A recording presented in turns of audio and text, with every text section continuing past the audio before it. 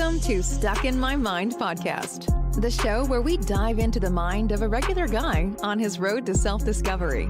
You'll hear everyday people just like you share the latest topics, personal stories, and things they've learned along the way.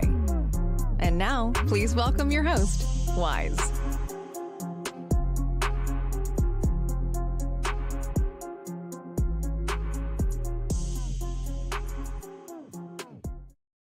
And welcome to another episode of Stuck in My Mind podcast. I am your host, W-I-Z-E. I have a very special guest. This man is doing me a real big favor, man. He's actually showing up because my guests had to cancel. They had something that they had to take care of. But I appreciate this brother stepping in because I had actually told him that I wanted him to come on to the show. He's a fellow podcaster. I was actually on his podcast recently, the In or Out sports debate. I had a great time. It was a great show. Welcome to the show, my man, Drew Willlingham. Hey, thank you for that intro, brother. Thank you again for having me on the Stuck in My Mind podcast. I love the name. I love the title. I love the graphics, especially that logo and this guy right here for the opportunity. Looking forward to having a great episode with you today, my man. Bro, I appreciate you stepping up last minute, man. Thank you, man. My guest, she had to cancel. She had work had gone over and she didn't want to not make it or push it back even later. But I appreciate you stepping up and coming to be on the guest, man. Hey, it's not a problem. For someone else who works multiple jobs and has multiple projects going on throughout a week, I can definitely respect and understand it when you gotta make some decisions and some last minute ones. At least you got one and some decent heads up at the same time too. And luckily, yes. I had some free time this afternoon, had to move a few things around, but I am here with Wise El Jefe to make this episode happen today on the 26th of September. And I appreciate it, brother. I greatly appreciate it. And actually, your show and Snowman's show is part of the reason why I'll go live, because I enjoyed it. Now that I'll go live, I get to enjoy the audience interaction. That was something I didn't experience before because I was pre-recorded. But now, since I've been going live, just the interaction with people and having them come on and having them actually leave messages and comments and all that, that to me is the most exciting part because they get involved. The audience actually gets involved. It's been a fun ride for me too, because I've only been doing the live broadcasting for about 6 months now. I started back in April. When my show started, it was back in June of 2020. The pandemic was going on and everything. Like I was trying to find time to do it. Then my full-time job vamped back up a little bit more to where I didn't really have much time. Some other things kind of happened. This jersey I'm wearing right here, by the way, my adult baseball league that I've been a part of for 5 seasons, has definitely been a thing that takes up my summertime time as well. So some other things go into play, and me at 35, it takes a lot more to be able to play baseball, and I have to spend more time, it seems like, working on my body and on myself to be able to play an inning or two at 35 with people who are 18 to 25 years old. So when you weigh all that to the equation, my show kind of slipped through the cracks for a little bit. Finally got it going this year with episode 6 to where we just hit episode 50. You were there for episode 38. It's been a great ride, in or out of sports, pardon the pun, but it's definitely been great. And all 26, I have had 26 different panelists throughout those 50 episodes. It takes 2 to tango, sometimes 3 because I've had trios editions as well. So without my guest, it would be nothing. So I appreciate all of you for taking part of my show as well. Man, I appreciate you having me on. I had a great time. We had the only part I didn't like was I had to recognize a Red Sox as the best number 38. I'm saying I ain't want to have to do it, but he was only best 38 available, and I guess Kurt shouldn't have to be the one. Yeah, I mean, it's tough. You had a tough number.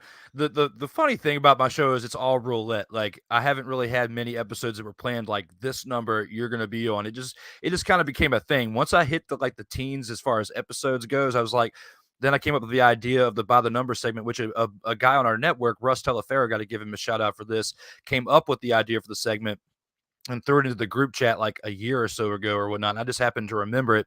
And I give him credit every time this part of the conversation comes up, because without this idea, I wouldn't have this. So like around round 4 of the show, because the segments are broken down into rounds. Like I have the by the number segment. So whatever episode we're on, like on your episode, it was episode 38, and that was happened to be Kurt Schilling's. But it's kind of taken off. It's kind of a good topic, a good icebreaker at some point, coming back from the topic of us acknowledging the comments from the fans in the Midway show. So it's kind of like a good icebreaker coming off of those comments from the fans part in the Midway show to kind of keep going for the second half of the show, in my opinion. Oh no, it's a great part of the show, man. I love it. Like I said, I had a great time on your show. We talk sports. It was just great, man. I had a great time doing it. But what got you into podcasting? Like, what made you start? It's a great question, man. Back in high school, I played around with video productions. You know, you got AV stuff and technical parts of school and different things you can do outside of just like English and social studies and math and stuff. Like, you know, that is the cool thing about electives and stuff in high school. So the one thing I played around was marketing was one, was a class that I remember taking. And another one was video production, an AV class. And that was where I started getting to know what Adobe Photoshop was. And this was back in the early 2000s, man, because I graduated in 2005. So I'm 35 now. So like in that time frame, editing video was a lot more tedious and a lot more in depth with tape and stuff and computers and all. And it was a lot more difficult in some aspects than it is today.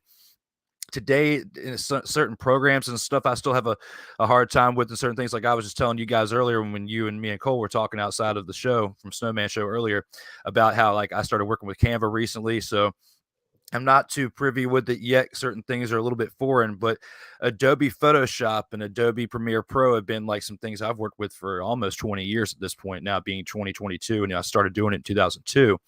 The thing though, I wasn't really consistent with it over the years because life happens. You start going in different directions.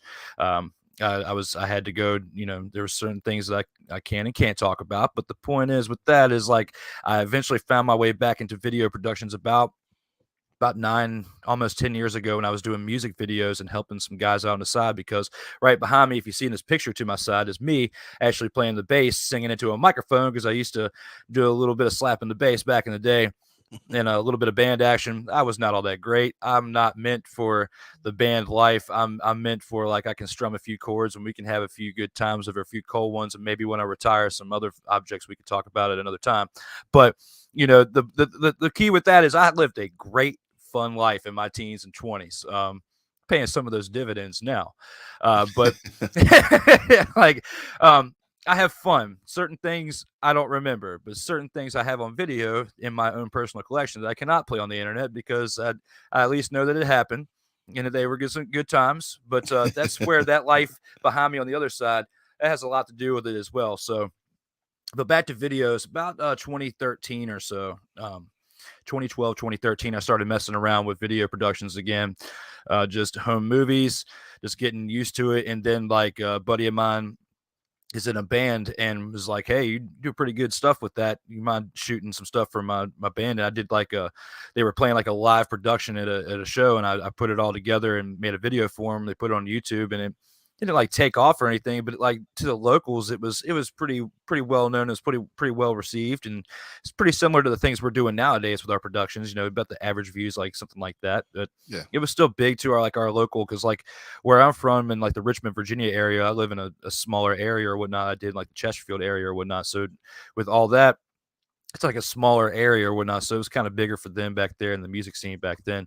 I went from that to doing some other smaller productions in the area, some smaller paid gigs when it comes to some music stuff. Nothing really major. It didn't really take off because I was still working other jobs and still living a regular life outside of that. It was more like a hobby where I'd make a few bucks on the side, but more so just to get a little bit of fun on the outside of the regular day in and day out grind of the world, you know. From there, it kind of evolved and took off to a point to where I was having a good time with it. But then the job that I was working, I ended up making more money where I left to go do that. Ended up putting the video productions aside for a while and kind of put it all to a side. Fast forward to about 2018 time, a buddy of mine named Paul Schofield was on the Legacy Maker Sports Network and was sharing a bunch of stuff they were doing, like the photography and the videos and the articles that they were doing. And I had been out of video productions for quite some time. So to me, video didn't even register for me to even make an impact. However, I am a sports savant when it comes to football, when it comes to basketball, baseball, especially outside of it, but sports entertainment with wrestling. You and I have already had that discussion Oh, before. we're both So big we wrestling can. fans. Yes. You got the belt above my head and the Hulk Hogan lunchbox right beside us. So yes, Oh, you can we're see. definitely some big wrestling fans. On my side over here, I got Diesel and I got Stone Cold somewhere around there. But Oh yeah. yeah. So, Yep. but now we've like you said, we discussed it on the show. We're huge wrestling fans. We love talking wrestling. So with all that being said, like that I saw that as a way to, I talked to Paul. I was like, hey man, do you guys have any openings? Like, how does this thing work? Like, how did you get on? Because I knew that he was just somebody like me that was a grinder day in, day out, working a job, supporting his family that he has. He's a father. Whatnot. I don't have any kids. I'm a single guy, but like I understood where his background was. So I knew it wasn't like, Fox or CBS or ESPN type of stuff. It was still cool. But how do I kind of like work my way in? And he knew that I was good with writing stuff and good with composing stuff in certain ways because I played music, put lyrics together, all that kind of stuff before. So when I talked to him, I said, hey, is there any way I can contribute? He goes, well, write like a few like draft articles on a few different things within sports. One of them was in WWE talking about the women's revolution, that pay-per-view they had, which was the first all ever pay-per-view. Yeah, all women's that was the one that won him over. That was the one that won Darrell. When we had the conversation, that was one of them. Another one was on the Washington Redskins at the time, now the Commanders. Football team, whatever the hell you want to call them. Like they were, I'm a fan of the previous team, the Redskins. You can't really see the emblem. That's why I still have the license plate up here for the haters that can't really say anything, but it is still a Washington Redskins license plate from when I was a younger person. So it's not even relatively recent. It is over 10 years ago. So I'm a fan. Plus I have a half sleeve tattoo on my left arm that has the emblem in there as well. Got that as grandfathered in. Got it before everything happened. Still a fan of the team, and I'm part Native American in a way. We could get to that later. But anyway, back to how I got to Legacy Maker. So talk to Paul, sent the articles in. That one with the women's revolution was huge.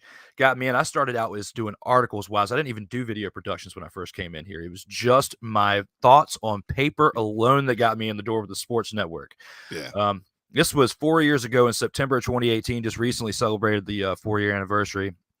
And luckily, it was before the pandemic, and I got to enjoy the ride of going to Redskins games. I got to go to 2 games as a fan of the team, covering the team, interviewing them after the game, post-game conference while Adrian Peterson was there. I was living it. Great, man. I was loving it. On the sports journalism side, it was great until pandemic happens. You know how it all went from there. The name changes. It was wild. Everything changed from that aspect. But leading up to that point when that happened, I had done a bunch of productions from high school basketball and high school volleyball, basketball, baseball, college basketball and baseball and football to NFL with Darrell doing a couple games with that before all that went down with the pandemic. So I had a great ride. The pandemic comes. And when the pandemic comes, that's when everything shifted. Once that happened, and even Snowman and Cole and others, and I'm sure you've known from hearing it from the past too, is when that happened, credentials to get into bigger events like NFL and bigger events like NBA, non-existent. It was non-existent. Yeah, it was especially if you wasn't a major network. If you're not a part of a major network, you wasn't getting no pass. Yep, that's where I was about to go with you. So you were picking up what I was throwing down. So unless you're part of a major network, you weren't getting in because you got to go through stupid COVID protocols and all that stuff. And it was, to an extent, it was okay to kind of have a break from it for a little bit if you don't mind, like me beginning real. Like certain aspects of it, if you don't watch it, if you work and work and work and you don't kind of find a good rhythm, it's easy to burn yourself out. And I got to that point, and I was not only burning myself out with what I was doing, but in life. And I had to find a reset because I'd already been through some rougher patches when I was younger that I had to work through those hurdles to get to even to where I was in the door here. Once pandemic got here, it kind of threw some other different curveballs at me that I didn't expect, especially with my work schedule and everything. And you and I and Cole have talked about this, and especially with Snowman and ourselves, like everybody, like we all have like a lot going on. We have a bunch of shows and projects and, obligations to our team and our networks and stuff. And it's easy easy if you don't stay organized to kind of let things slip through the cracks and make some mistakes here and there that you didn't anticipate making. That had you been a little bit more organized, and I've been there. Like I would 100% tell you, like my productions are pretty decent, but it takes the work of not only being organized by myself, but also whoever shows up and they're playing their part as well too.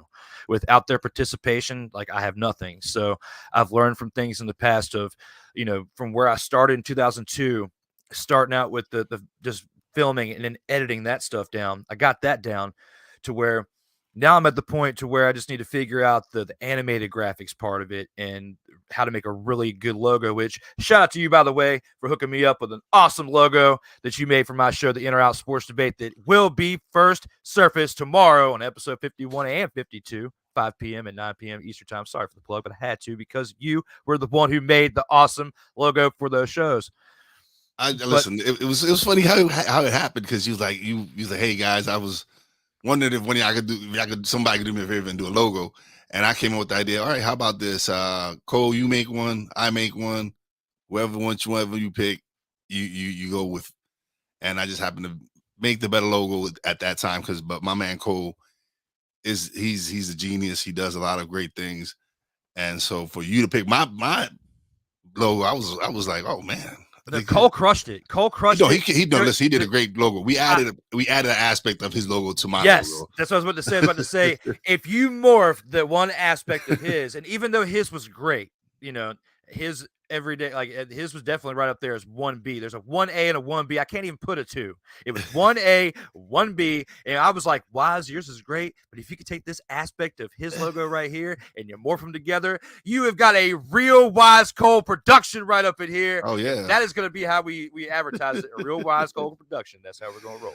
Oh man, appreciate it, brother. Appreciate it. let's you know this person. He's always on the Snowman in the morning. Sick Diggy, what's up, bro? What's up, Sick? Yeah, it was great to talk with you earlier, man. Sick is always, listen, since I started going live, Sick has been supporting me. He's here all the time. I appreciate it, man. And he's like I said, he's one of the reasons why I go live. It's his interaction on Snowman in the morning inspired me to go live, because I love the interaction with the guests. And so he's one of the reasons I do it, and he's very supportive of my show. I love it, man. I appreciate it, brother. Thank you. I can't thank you enough for all the love you be showing me, brother. Appreciate it. Yeah, shout out to Sick too as well, because I've been seeing it in the chats as well. Leading throughout the comments I've had throughout up into my appearances on Snowman in the Morning and beyond. It's definitely been a great someone to communicate with throughout there. So definitely, it's great when we have loyal fans. I've got a couple as well on my show as well, and the more we can build at that, because Snowman has an average now of like 10 to 12 comments. 10 to 12 fans on his show throughout. The more we can help each other do that, the more I can help him build, and vice versa. It's teamwork makes the dream work out here. Yeah. And if you don't have consistency in a team, even outside of your regular team, if you don't have other people that you can branch off and work with and collaborate with, what good are we out here in these streets if we're not sharing our expertise in one way or another? And that's why I was like, you know what? I got to have you on my show, because you have me on your show. And I'm all about collaboration especially with people who I get along with and people I think do great work. And so I was like, yo, I need you to come on my show. What's days work for you? And then it just happened that my guest canceled and you was available, and here we are. And I appreciate it again. I appreciate it, man. I greatly do, man. Yeah, it's not a problem, man. I try to be a jack of all trades in some ways. Like, I had my show going on Mondays and Tuesdays, which that's the only way I would have got to 50 episodes as fast, to be honest with you, because I was doing anywhere from 2 episodes per day on Monday and Tuesday and having 4 pumped out in 48 hours to now I've scaled it down to having it on just Tuesdays, but I still have Mondays available. So I was like, got to do some spark plug action on my car. I was planning on that, but I just shifted it up to where I did that first and your show afterwards. So it kind of worked itself out, man. So I'm glad to be able to make it happen and to be here on your show today. And yeah, like I told you, that's in order for you to grow as a pot. This is what people don't know is you're gonna get your regular audience and all that you're gonna build up eventually.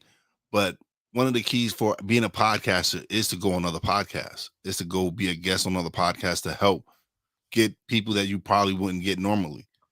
Get to attract people like Sick wouldn't have known nothing about me had it not been for Snowman. It's just the fact of me being on Same Snowman here. in the morning. He found me, enjoyed my content, and now He's a supporter, and I appreciate that.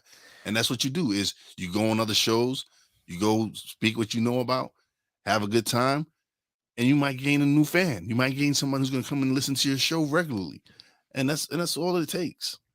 Yeah, and if it wasn't for Snowman, like this episode for you right now wouldn't even be happening because that's No, how I found you too, and that's how we you wouldn't have been connected. in on my show. And same way, like that's how Yeah, we connected exactly. So, yeah, it's great how the world works when you have like minds who are just out there and genuine people who want to help each other get from where they are now to where they want to be. Then that's how we got to do it out here in these streets. And exactly, TEAM. Together, everybody everyone, achieves more. Well yeah, said, Sick Dicky. I love it. definitely. It's And great. that's something I'm big on is working with other people is and Cole will tell you, like Cole told you before. He says, "Oh my, why would you want an intro for Poppy J and Why is it Heavy when you already had one that he thought was good?" And I'm like, "Okay, let's get this straight. Okay, it was good, but it's not Cole Johnson good." And I wanted, and I don't have an ego, and I'm quick to say, yo, listen, his intro was much more fire than my intro, and I have no shame in saying it because now it's my intro now. So and I'm Hey, using it, and I appreciate it. I want it on tape right now. All right. What you guys did earlier, I have an open invitation for an intro for that for my show. You are more than welcome to do it. I'm not going to put it on you. You don't have to do it. You don't have to do it because, like I said, I'm cool with having my own and doing what I'm doing because it's okay. But seeing with that intro that we just started this show with, that was Yes. a Cole Johnson production. No, that was mine. Well, that's still badass too. Whoever did that was awesome.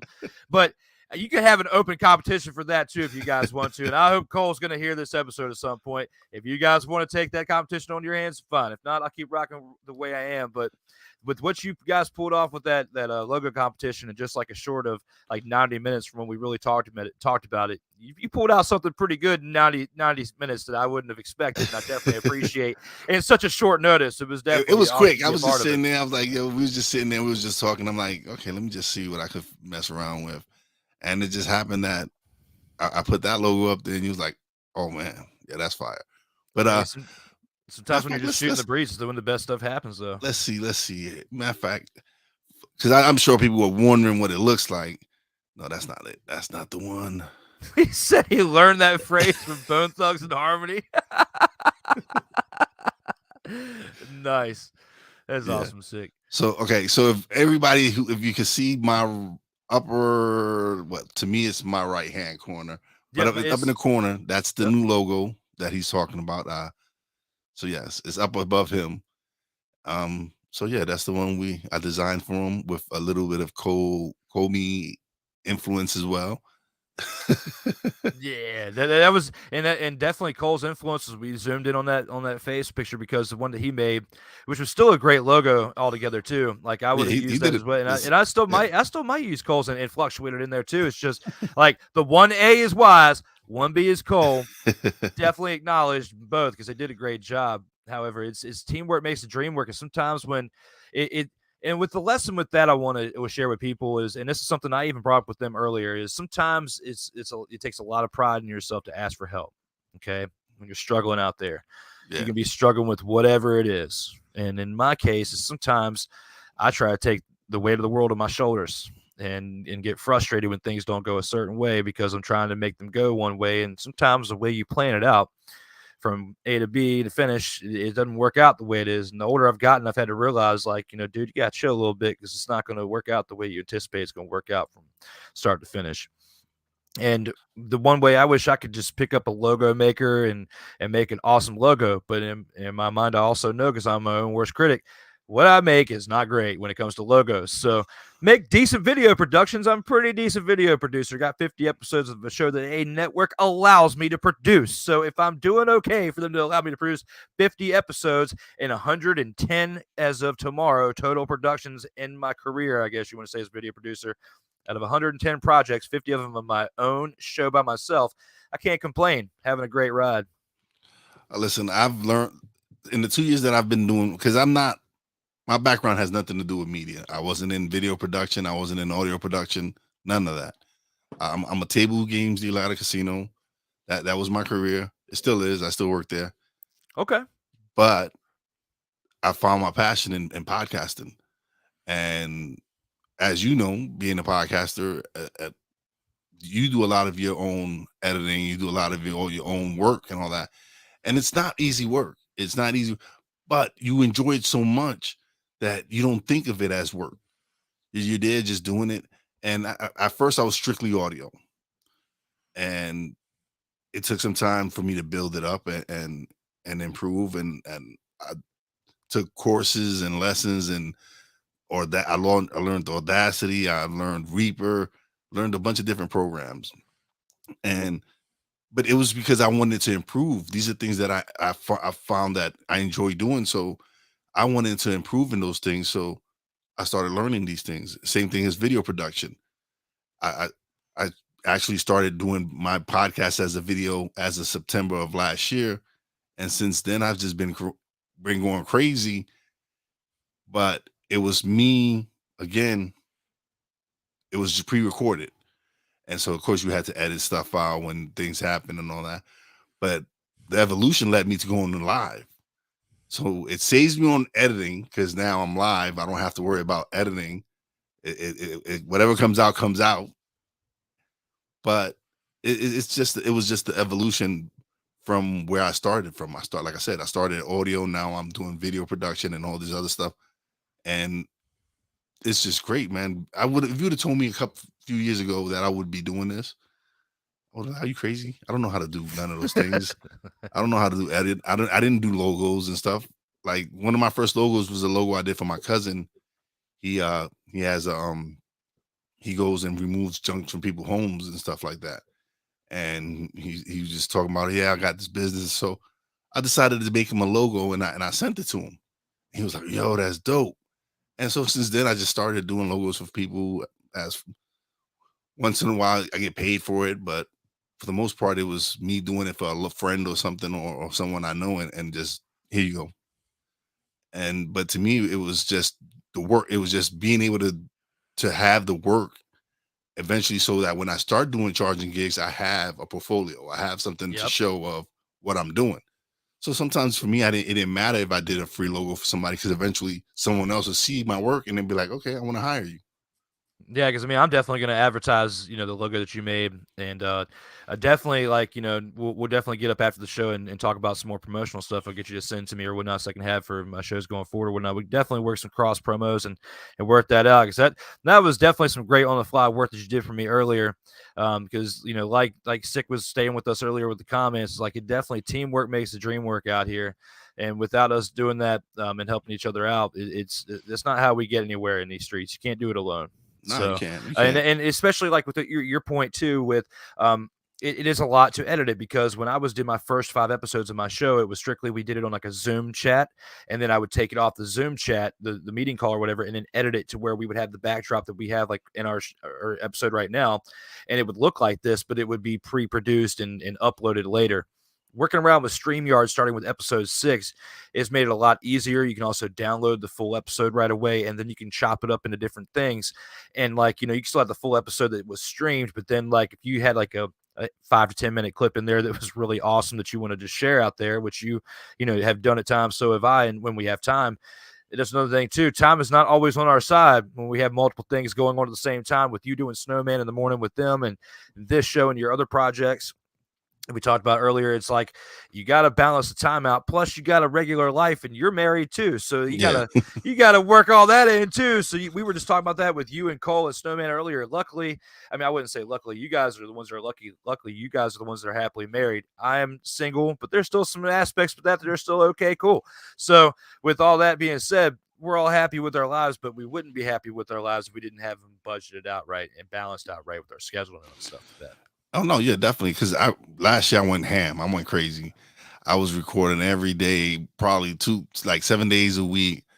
And the wife was cool with it because she saw that I was passionate about it. She was like, all right.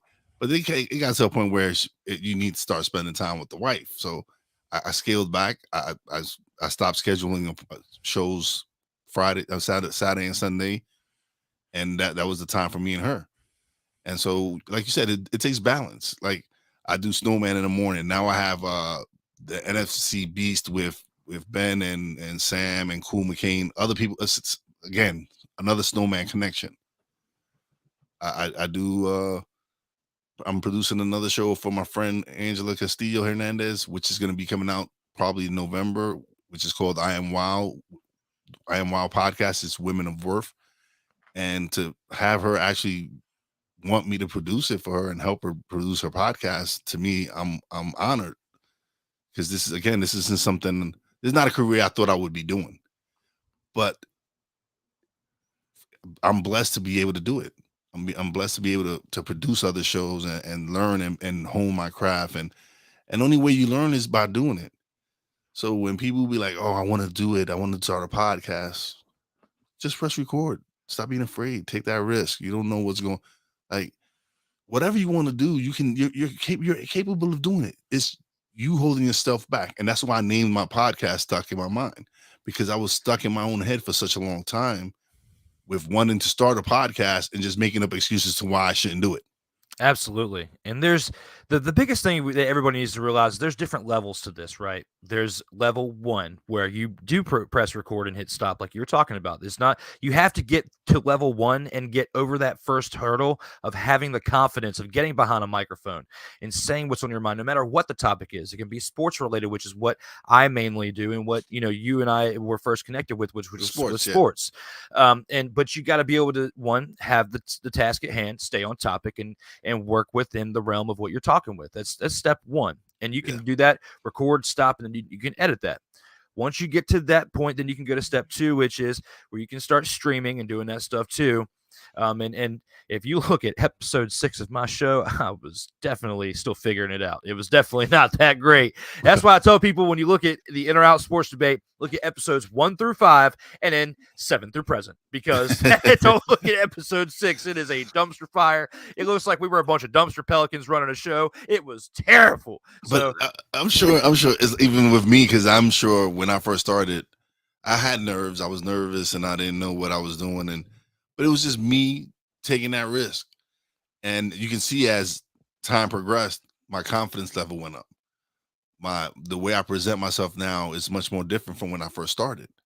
When I first started, you could see I was green, but now I'm much more comfortable behind this mic. I feel like I belong here. At first, I felt like, what am I doing? I'm like drowning. I'm way over my head. But the more you do it, the more confidence you gain, the more skills you gain, the more it's like with anything, practice, man. You need to practice. You need to sit behind here and do it. And so now it's like, okay, it's nothing to me now. Now to me, it was that. Now I'm able to go live and have a great show and have great conversation because of the confidence level I have in myself and in the confidence level I have in my guest. Yeah, man, it's definitely a great ride being able to get on here, and especially once you're comfortable and you get the confidence to carry through. For me, being on the camera and talking has never been an issue. Like with starting with the AV stuff when I was younger and playing around with this, I play it around jokingly. There's VHS tapes of me beating the hell out of kids with steel chairs and throwing them through tables in the Attitude Era, 2001, 2002.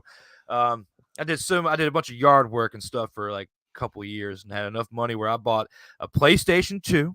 No, about PlayStation. The first PlayStation was gifted as from the upper higher units at that point as a kid. PlayStation 2 I bought, and a camera, a Sony Handyman with night vision. And we were having night matches, throwing each other through tables, breaking things as kids that we should not have been breaking, and getting yelled at as kids in the early 2000s, Attitude Era, having a great time. But from that to now, had I not taken those leaps and gotten scolded plenty of times for doing some dumb things when I was younger, and not interacted with people and becoming more of a people person as I've gotten older, there's still other things as an adult that I need to work on that I'm not too shy to say that I should, but I need to make some improvements there. But however, and when it comes to this and to be able to get on the microphone here to talk with you, people that when we first got on Snowman in the Morning, had never met you before or Cole. Snowman was there. Snowman dipped. and it was the first time I was on Snowman in the Morning, and we just rolled with talking about wrestling. Like in my background went to wrestling. It's like the same thing here. If you guys just, if anybody in the world, if you just genuinely connect, no matter what the topic is, you're going to get a decent conversation no matter what it's revolved around. And Yeah. this just happened to be sports related, and that's what ties us all together, is that. And it's crazy because, as you can see, my show is not a sports show. No. It's more of a conversation piece. It's more of talking to people and getting to know people, and just getting to show people like, hey, everybody, we out here, we all regular people out here. We all have stories, we all have life experiences. And that's what my show is about, is to be able to sit down with people who are doing some great things, because your show is amazing. Thank I'm you. telling you, everybody needs to go check out his show. I'm gonna have a link I'll put a link out there soon. And definitely have to check it out, man. It's a great show. But my show's not a sports podcast. So when Brian asked me to co-host the show, I was like, at that time I was working, I was off Sunday, Mondays, so I could only do the Monday morning. And he was like, that's fine, that's good. I just need you to come on. And me and Cole had never worked together. Mm-hmm. I'm saying, because Brian had to go on sabbatical because he was recovering from cancer and all that. And me and Cole, we really didn't know each other that way. And we hit it off instantly. We had a great show. That first show, you could see the chemistry was there. We had a great time. And from there, our relationship just grew and evolved from that. Like, I saw how cool of a brother he was. And he was like, yo, you man, cool. You know a lot of stuff. And he's like, your show's a sports show? I'm like, nah, man. My show has nothing to do with sports. And he's like, what? He says, you don't have a sports show? You don't do a sports show? I said, nah. My show is more about mental health and self-development and growth and all that stuff. But I know sports because I love sports. Since I was a little kid, I would read the paper from the back. I would start from the back, which is the sports section. And so for me to be able to talk about stuff that I love to talk about was easy. So we hit it off. We had a great time. We've built a great relationship. And now I consider him one of my best friends in the business. Yeah, and I think with you talking about mental health and with background and stuff, it's like there's certain things, and especially when you're at a younger age, that can transpire, that can kind of leave scars, that can kind of like lead you into different directions. In mine, and I'll actually take this into the direction that this show needs to get taken because of the type of show that you have now. We've definitely had some great conversation throughout the show, but based upon what you just said, your overall point of your show, it's time for like my point with that. So when I was a kid, there's certain things I can and can't say that I experienced, but what led to me being 14 years old, regular kid, playing sports, having a great time, to try and smoke cigarettes for the first time, it's definitely something that carried on with me for 19 years. Well, let me see. From that point, I was for 21 years almost, because it was until January of this year that I finally quit cold turkey. I was up to 2 packs a day. I was smoking 2 packs a day, which is about $15 a day with Marlboros. It was terrible. And finally in January, I quit cold turkey. So when you're a kid and you experience certain things, they can leave lasting effects, and certain things are offered to you, and one of those was cigarettes. I was like, I'll try it and see if that actually like numbs the pain a little bit, and for a stupid way it actually did. So cigarettes kind of in a way like evolved to where by the time I was 15, it was like almost a regular thing. It was a regularly thing to where I was either getting them from somebody or had a way to go to a store that was in the area, this convenience store that didn't card, even though I did not look anywhere close to 18. I was still getting cigarettes. And one thing led to another that, for damn near 20 years, they had a hold on me. And it's just like any type of drug out there, whatever you label it on, it had a hold on you. Nicotine is very compelling for kids to be able to get their hands on it, to be able to suppress anything, whether it's alcohol or cigarettes or nicotine or any type of drugs. It's not the way to go. And that was a direction that I took for a while. And when we were talking about earlier, with certain things that kind of led me away from video production when I was a kid in school and stuff, the things that I actually were passionate about, which is actually coming to light more in my 30s now. Yeah. I drifted for quite some time, man. And for whoever this person says, got to converse about what comes natural. That's what makes it interesting. Well, you know what? We are conversing about things that are definitely natural. That are making it interesting. So thank you for the props with that, for one. But for two, leading back to what I was saying, there were some things that transpired in my youth that you try to find other ways to suppress it, and sometimes you find a bad habit that sticks with you, and cigarettes was the worst habit that stuck with me for many years. I didn't really realize how bad someone smells who smokes cigarettes until after I stopped smoking cigarettes. Like, um, some people were like, "Yeah, man, you smell like a walking ashtray. You were coming through here." I was like, "I'm sorry, man. Like, I'm sorry for that. Like, all that stuff." And I picked up some other habits when I was younger too that carried on and lingered on. But as I got older, you got to be able to compartmentalize things. Cigarettes is not something you can compartmentalize. It's not like alcohol and stuff. It's not like that where the times and places where 8 p.m. to midnight in certain spots, like we were talking about earlier, with certain things there, YSL Hefe. Yes, we So did. when it comes to that falls in the same category. So yes, but cigarettes was not the thing, and it was a terrible habit that had a handle on me. Like, I work a job mainly full time for Geek Squad, where I go into people's houses and pimp out their living room, where I work in home theater and like mount TVs and do some like techie stuff in their house. And it's amazing to me to think that for those years that I was smoking, how I didn't really bother many people. Nobody really said anything to me about it. It might have been because I was spraying some spray on before I went to the house to try to help, for one, because I knew a little bit about it.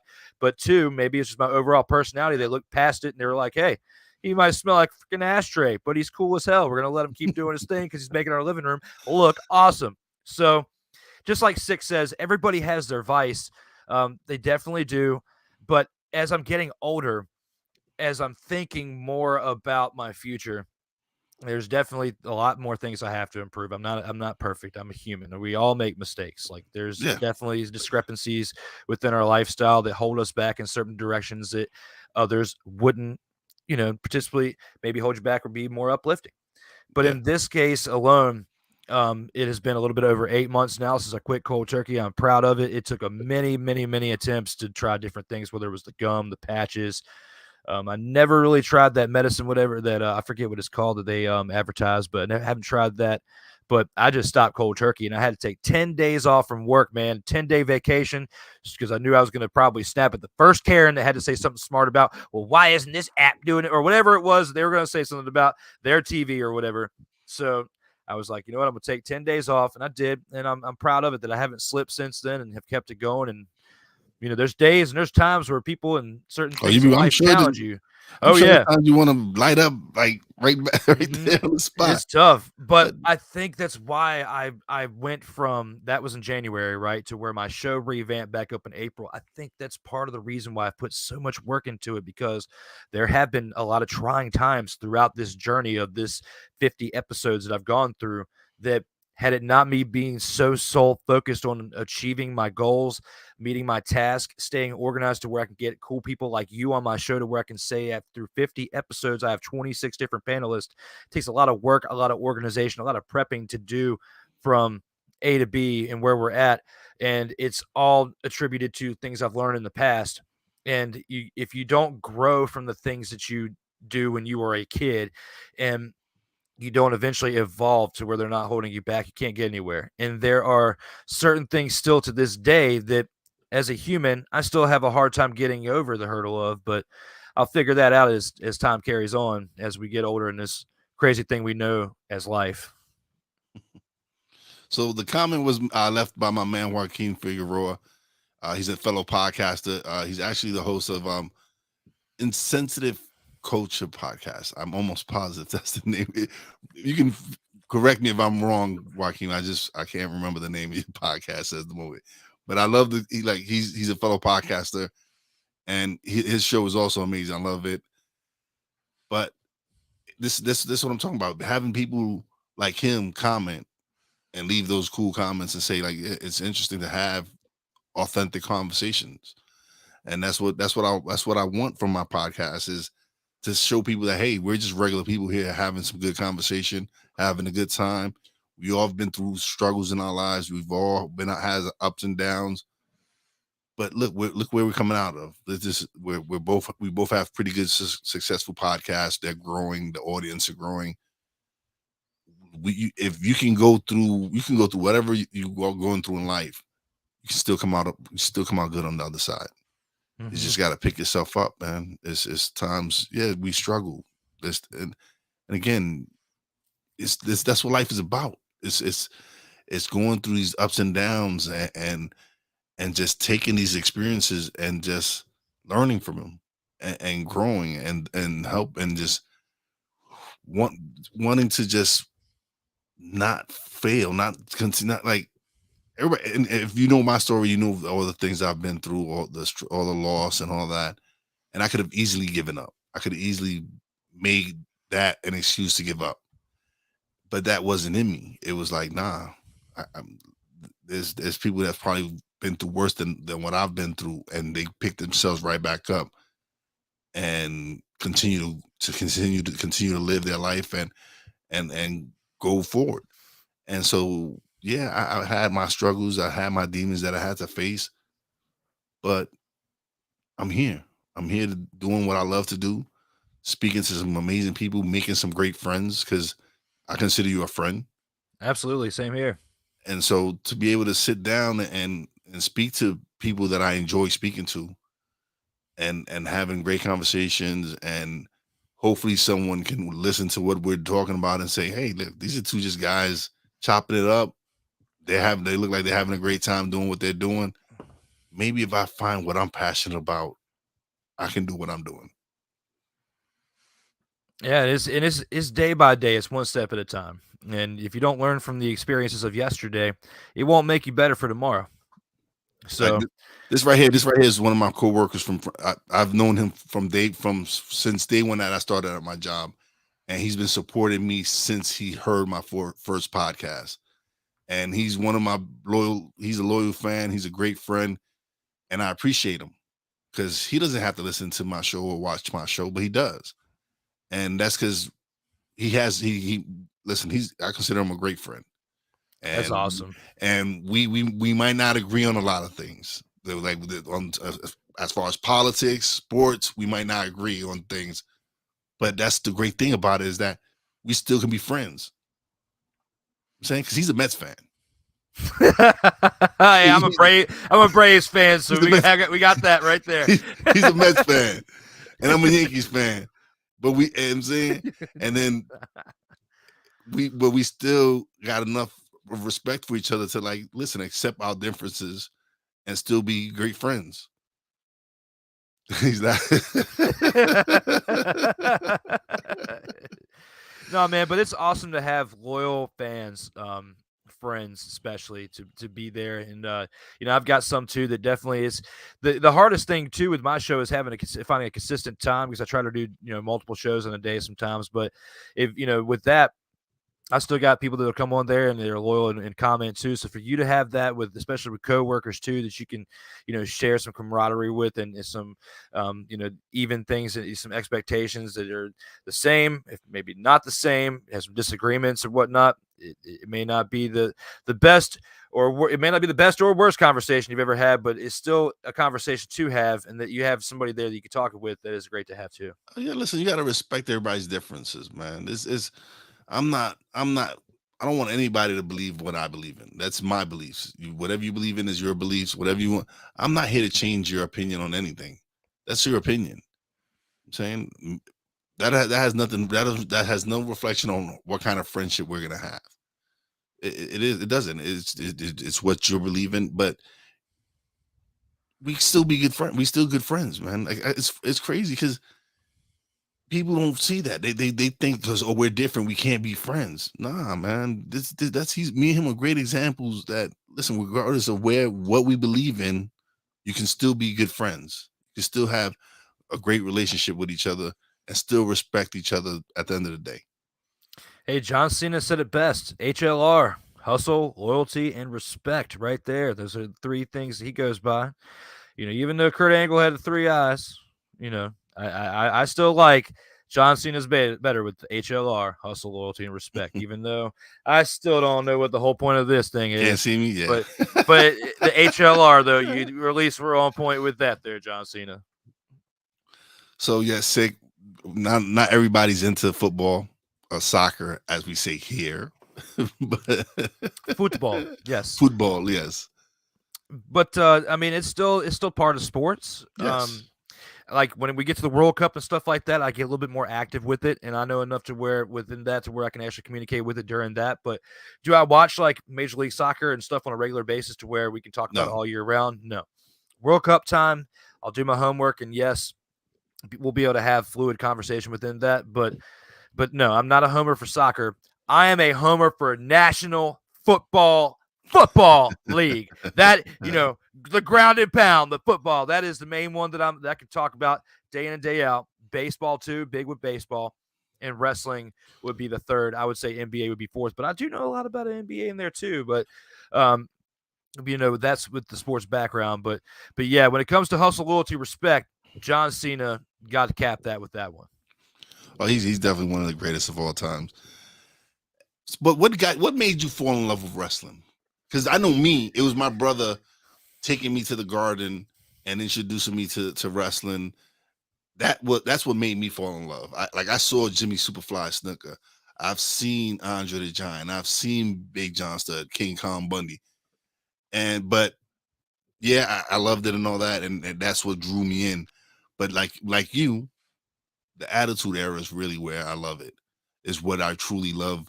Stone Cold, The Rock, The Undertaker, the Nation of Dominations, Triple H, DX. This is what made me love pro wrestling. And you're not too far off from me, except for the way I got introduced was not at a very young age as you think. I was born in 87, so I grew up during the 90s. I did not really see the Hulk Hogan era, as many as my age who were fans of wrestling to this day are privy to say that, yeah, they watched Hulk Hogan and Bret Hart and stuff like that. I didn't really get to know wrestling. I was a big Jim Carrey fan growing up in like comedy. One of my biggest influences is Chris Farley. So when you see me get animated and I talk like this, and then I bring it back down and we start talking like this, and then we get back animated like this, that is from Chris Farley. So between that, Jim Carrey, Adam Sandler, that crew from back then, big fans of them. So whenever their movies came out, even if they weren't comedies and they sucked ass, I still watched them. So one of my favorite movies is Black Sheep, man. Yep. And with that, all except Beverly Hills Ninja was but I mean, but I mean, the rest of them were great. Tommy Boy is still my favorite. Oh, Tommy Boy, yeah, Tommy Boy is definitely one of my favorite too. But with that, like Man on the Moon with Jim Carrey and wrestling, because he was Andy Kaufman. Yeah, the great Chris Farley, absolutely. With when he was Man on the Moon and Jim Carrey was Man on the Moon and playing Andy Kaufman and the Jerry Lawler episode, we got slapped with it. Yep. Mm-hmm. When that transpired and I saw that in the movie, I was like, professional wrestling, I'd heard about it, but I was told that it was stupid. I was an amateur wrestler, like from 6 years old on wrestling. Did okay until I got older, started smoking, and we'll get into that later. But with that point, I saw the movie and I was like, this is cool. And around that time that movie came out was the Attitude Era. It was 98. Yeah. So Stone Cold was getting hot. The Rock was getting hot. So I saw The Rock getting out of the Nation of Domination, DX, Triple H going into his own as Shawn Michaels had just retired. This was Man on the Moon came out after Shawn Michaels retired. So I didn't even see Shawn Michaels' first run until after he came back. And then the WWE Network is when I really got to see the old school stuff. I've gone back since then, since I've gotten older, and I've gotten privy to the stuff that happened since the stuff I missed out on, and even stuff I missed out on as I got older, to where now we can talk about anything wrestling pretty much. However, that point forward from when Man on the Moon came out was what got me into wrestling. I started watching the Attitude Era.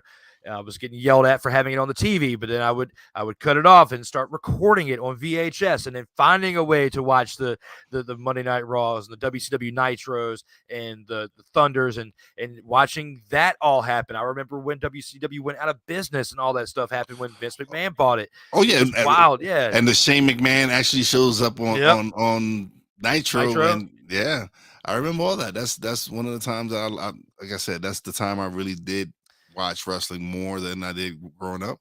Even though growing up, I was it wasn't. Listen, when growing up, it wasn't. You would get it Saturday mornings or Saturday afternoons. That's when you would get it. Or if you were lucky enough and you would pick up a station from like Texas and you got to see World Championship Wrestling from Texas and all that. But it was mostly Saturdays until they went and bought Monday Night Raw. And then, of course, the Monday Night Wars started and all that. So back then, it was just a certain time you would see. There were certain days you would just catch wrestling. It wasn't like how it is now where you have it Monday, Tuesday, Wednesday, Thursday, Friday. You have shows every day you can catch. Yeah, man, it's that's honestly like that type of professional wrestling, the character promo aspect. Chris Farley, who was another big inspiration for me growing up. That is how, when you really think back on when your experience on episode 38 of my show, that's what I really try to bring to my show, the sports entertainment aspect of it, to where I'm going to drive my point across, but in an entertaining way to where it leaves an impact on you to where you're thinking about it. So like, man, watching First Take was bland as hell as compared to watching this.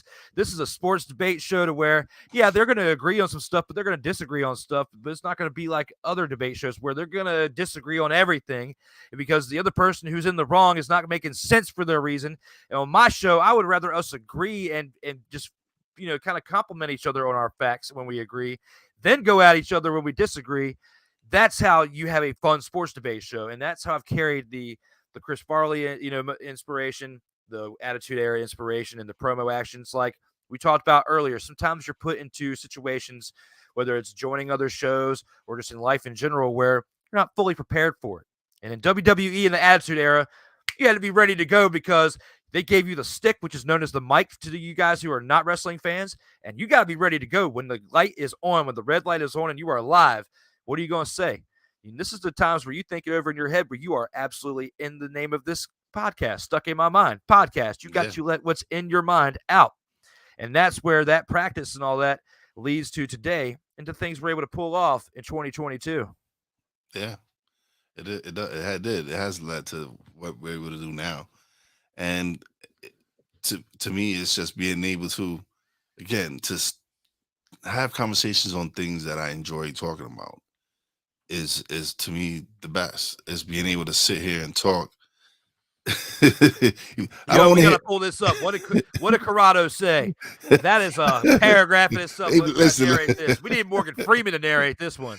Oh man, he goes, let me tell you how I became a Mets fan. I came to America from Sicily in 1973 at 10 years old and settled in Brooklyn. A cousin of mine living in Brooklyn was a Mets fan, and that year he took me to Shea Stadium to see my first baseball game ever, and I became a Mets fan. Okay, I can respect that a little bit more. I can respect that a little bit more. I'm still gonna bust your balls about them, but still. Absolutely.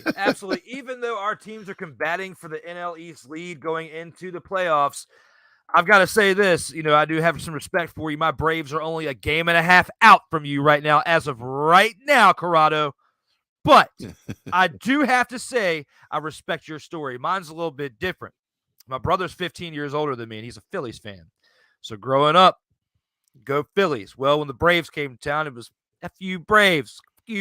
Well, that's how I became a super fan when I was a kid, like 5 years old, playing RBI baseball for Nintendo. That's how far back I go. RBI baseball for the original Nintendo. Yes. I started playing with the Braves. Dale Murphy was on like the original RBI baseball, I believe. And then playing with the Richmond Braves, which were, in my hometown area here in Virginia, where Chipper Jones and all of them came up from. Seeing them, that's how I became a real big fan. And it was right before the strike when I started acknowledging them as a Braves fan when I was like 6 or 7 years old. Then they won the World Series. So I've seen 2 World Series in my lifetime as a Braves fan, inspired by Chris Farley. Yeah, good. I've seen 5. I've seen 5 in my lifetime, but hey, what can I say? I know. You got a lot more in your lifetime. Yeah. You weren't around for the 70s ones. I wasn't. I wasn't around. I was not. I was what? When they were 77, I was probably 1 year old. But it's a great story. but I've seen it. I've seen of course the 90s where we actually beat your Braves in 96. but we'll leave that alone. Oh yeah. Let's leave that. Six said my first baseball game was MLBPA baseball for Super NES back in the day. I remember that. And if y'all remember another game that was big for what was it? Nintendo 64. Nintendo 64 was Ken Griffey Jr. baseball. Yes. One But of the first my first baseball game was it wasn't RBI, but I love RBI baseball. It was oh man, what was it? I think it was Baseball Superstar something. It wasn't even real baseball teams. It was like a bunch of different. It wasn't even real teams, and it wasn't even real players. That was my first introduction to baseball. But RBI was definitely one of them. Dude, growing up, huge video game fanatic. My bad. Oh, you're not the only one. Yeah. Listen, I have oh no, I don't have any of it up there now, but I started with Atari. That was my first, and then was the regular Nintendo, then Super NES, and then eventually it led to PlayStation, and I'm up to PlayStation 4. But after I started podcasting, I kind of chilled and stopped gaming, because I was gaming a lot. And then once I got into podcasts, it was like, okay, I love this. And so that's how my wife figured that. She's like, I know you're really dedicated to this because your PlayStation is over there collecting dust. You just haven't collected it. My controllers aren't even charged. None of that. I just have not touched the PlayStation in probably 2 years now. My Xbox hasn't been on since I started this back up this past spring. So I had it on a few times throughout, but like, you think about it. Yeah, get back to work, Corrado. Thanks again for joining in, man. That was definitely a great conversation. Make sure there's no more minors walking on the floor, man. Yeah, casino life can't have him up in there. No, get him out of there. We both started security, and eventually 1 year later, I transferred over to table games, and I started dealing. That's cool though, man. Like I actually what was that shows on TNT back in the day? Las Vegas or whatnot. It's kind of like that. Yeah, Vegas, yeah. That's what. Yeah, he says no comment. But no, back to the video game part. Like, I'm a step behind you. I didn't have Atari. My older brother did, but I had. Thanks, man. But with that, I had Nintendo was my first one, and then going into Super Nintendo and Nintendo 64 and on. But games have evolved so much. Oh, they're so lifelike when we first started. Look, I can remember the first wrestling in a game I ever played, and it's nothing like the new wrestling games now, where these it looks lifelike. Like the moves that you're doing on it. It was just probably a little kick here, kick there. It was nothing. It was nothing like the moves you're doing now. I don't know if anybody remembers this. It was a huge arcade game, but the driving game, the Cruising USA. Yeah. Cruising the world. Yeah. This is a terrible rendition of what I just did, but that is exactly what would happen every single time you would put the coin into the machine and get into that steering wheel into the seat and play Cruising USA. Mine was what was it? Popular in CC's Pizza. If y'all had CC's Pizzas, it wasn't Cruising USA. What was what was it? The car racing game. Marsha Thompson was hiding. Sick is like has so much info on many different topics. Like we can bring up any different topic, and he has stats for it. This Sick is our Rain Man. Definitely is. He says my first was WWF Royal Rumble for Super NES. Mine was WWF WrestleMania for Super Nintendo. No, it was Nintendo. It had Hulk Hogan on it. Yes, I had the game. I was playing it, and I was playing the games, but I didn't watch it on TV. I don't know why. This is the one where it would come down. They would come down in the ring. They would come down in the ring, led down. Yeah, in a smaller ring, going down to the ring. Yep. Yeah, I remember little that cart. One. Yeah. So I would still get these games like when I was a kid by like relatives, whatever, like during holidays or whatever for my Nintendo or whatever. Like I was playing this stuff, but an actual fan of I'm watching Monday Night Raw every Monday, and then Nitro, and then SmackDown when that came out, and then Thunder, and then watching all that stuff. That happened to the Attitude Era. So can't take credit for being a fan back in that time frame. Can take credit for playing the games because Then once the Super Nintendo came out and the PlayStations came out, you could buy these games for next to nothing at stores, which nowadays, if you got a great condition that hasn't been used or barely used, you can turn around and sell them and make money on them. Like it goes to show that if you hold on to something and you take care of it for a while, eventually there will have some value. One man's trash is another man's treasure. Vice versa. Yeah. People are spending a ridiculous amount of money on these classic systems because it's just nostalgic. Some people just love that nostalgia. Did you drive the bus on Cruising USA? I don't recall. At this current time, I do not recall. That is where my younger youth of teens and 20s of smoking a bunch of cannabis at that point has erased that point of my memory. However, it's probably not a bad memory to have. It's probably not a good memory to have at the same time if I don't remember it. So the memories that I mainly have are mostly good ones for the most point. I try my best to do that. Like there's flaws in everyone, and I still have some things I got to fix, like the next person does. However, I can say I try my best to at least retain the positive ones because we only got so much hard drive space in our minds because we're humans. We're not actual real hard drives. Yeah. Oh, and okay, so you brought it up. You brought up the topic because me and you both are cannabis enthusiasts. I can't even say the damn word. Enthusiast. For some reason. Anyway, me and you both like to partake in cannabis. And so, I get cracked on the snowman every morning now, every time when I'm on and my introduction and all that. But it's like, I don't care. Like, I don't care. Like, the reason I did that, the reason I came out on the coast is like, listen, I partake in the herbs. Yes, I do. Enthusiast. Yes, I'm enthusiast. For some reason, I can't say that word right now. I'm an advocate for it.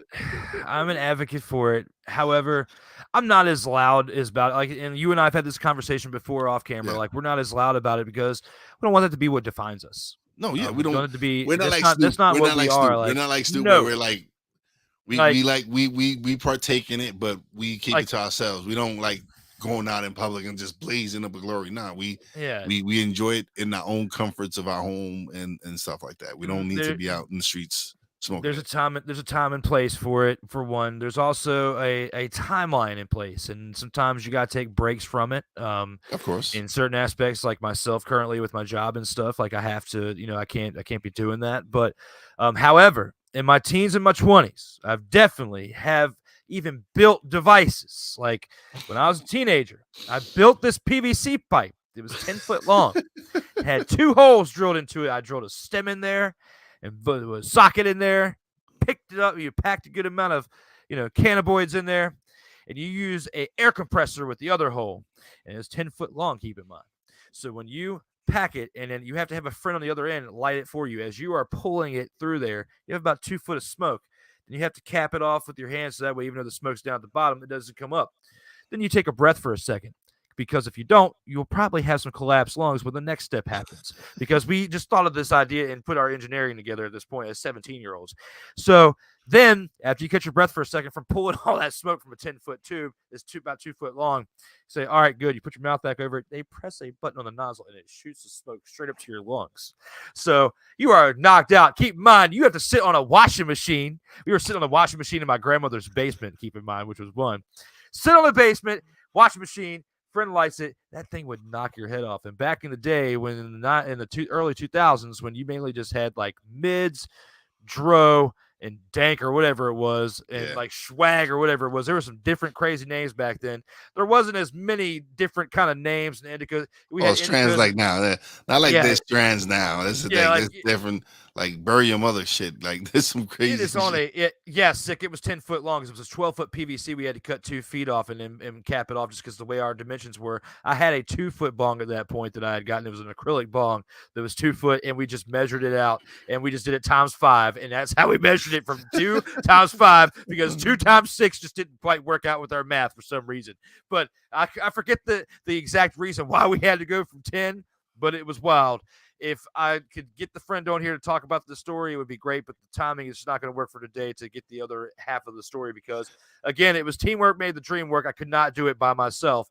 I just know the ending result was that probably killed some brain cells that I do not recall on certain things. So today I am an advocate for it for the following reasons. For people that genuinely need it for anxiety reasons or because of course we got different types of cancers out there. The snowman that we know who's battled his own version of it and is to where he is, definitely sign off onto that.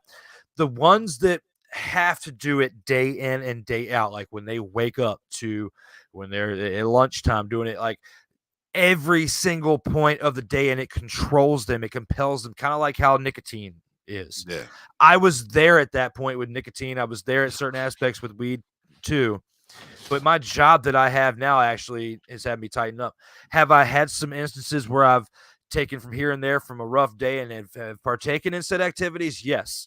Do I advertise it? No, because I'm technically, it's not a big thing where you're not supposed to be doing that kind of thing technically. However, when it comes to like advocate for you or somebody else, if you need to do it regularly because that's something that you need to do, from the hours of 8 to midnight. That's usually when I sign off on it. I say from 8 to midnight, every single person in the world should be allowed to smoke the ganj if they are allowed to based on whatever their career path is or whatever. If you need it from 8 to 12. Cat Williams said it best. I'm saying, if you can't smoke because of your job, boo-boo, go ahead, make your bread. But if you can, you need to do Absolutely. And that's basically the path where I'm going through. But at the same time, like it's like anything. It's like drinking. You need to compartmentalize it. There's different times for it. So definitely people who are full-time smokers, like, have advocated and stuff, like would I be okay with them having the bong with them on my show, taking bong hits during the show? No, not really, because like that could distract you from whatever our main concept of our show is. Yeah. So if you need to have a few cold ones, I may be hypocritical by saying it, but it's a lot easier to have a can and take a sip of something than it is to pick, pack, and fire it up at the same time. You can always cover the can. You know what I'm saying? Drinking soda. True, but it's like that, being responsible about it. It's not really responsible to have a bong and take a bong hits during a show, and it kind of like when I've smoked in the past, it takes me to a different mindset. Like it doesn't like completely like change you like a switch or anything, but for me mainly it mellows me out. I can't have an upbeat conversation like I'm having with you and stay on task and continue on with our premise of our show or whatever we're doing. Yeah. If I'm smoking, because when I'm smoking, I like to have some music on, relax, decompress whatever has been going on throughout the day or whatever the time frame has been going on leading up to that. I'm more of an articulative smoker than those ones that have to do it all day, every. That's why I get frustrated with them, because they're like, I'm a functional smoker. Well, I'm not like that. I have to do it from 8 to midnight. It's more like, when I have done it more on a regular basis, like I don't really take a lot of Advil or prescription medications or stuff, because I believe in the fact that is more for wellness. And if you've got some, some swelled up joints or whatever from whatever you've been doing, like with me with baseball or whatever, I would much more recommend using a CBD type of cream or taking a CBD, because I will tell you this. I'm more partaking in CBD over the last 5 years since I've had my job than anything else. Like there are certain times where, of course I'll be like, yeah, this and this and that. But when it comes to the overall perspective, like sometimes you have to play your cards safe, and there's other elements, like whether it's the Delta 8 or whatever out there that you can still participate in to still get you along the same lines of like smoking weed. Yeah. But with my job and the things that I do currently, I cannot do it, nor can I really advertise whether I did or not. Because if I did it 6 months ago on June 1st, and I'm telling you now, you can't really get me in trouble for that at my job. But when it comes to today, have I done it today? No, I have not. So when it comes to all that, you have to take things in a certain account. There's certain time frames, certain vacations, certain times of the year where you just got to roll the dice, play roulette. And so far, I've played it safe. If they find this tape, and they will, and they can look at certain times, I'll come about that when that time comes. But for right now, CBDs, Delta 8s, that's the main thing. But for you, for anybody else who has the freedom to do it every single day and day out, and I would just recommend this. My main motto was then from 8 to 12, because from 8 to 12, that is when everybody in this world as long as you don't work an overnight job. But if you work a daily job, I recommend from 8 to 12. And if you work a night job from 8 a.m. to 12 p.m. during the day, that could be your time. From 8 to 12, you take that time. 8 a.m. or p.m. 8 self-healing. a.m. or p.m. Either it AM or doesn't matter, PM. depending on what your schedule fits. Exactly. Depending on that for responsibility reasons. However, this is my main point behind it: self-healing. Because whether it's that, whatever, yoga, whatever it is, everybody has their vice. Like Sick Dicky said earlier in our show today, everybody has their vice.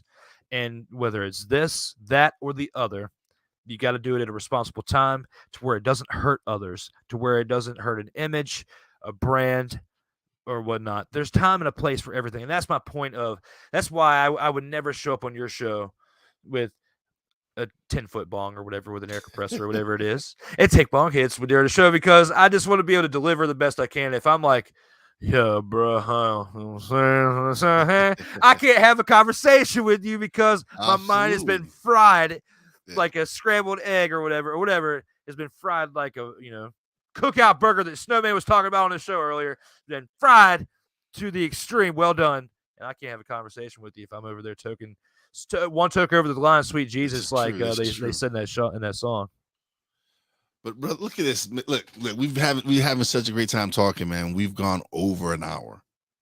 I love it, man. That's when and I've said this before with my show. When you can go over an hour and it doesn't even feel like an hour, that's when you know you've had a great show. That's when you know you've had a great conversation. Like the time, where the hell did the time go? I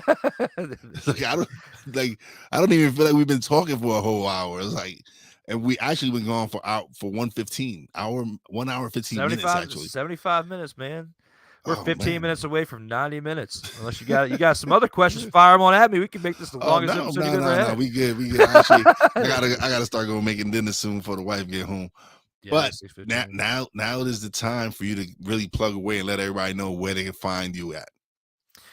Legacy Maker Sports Network is the network that I work for. Yeah, you're right, Sick Dicky. Time definitely does fly.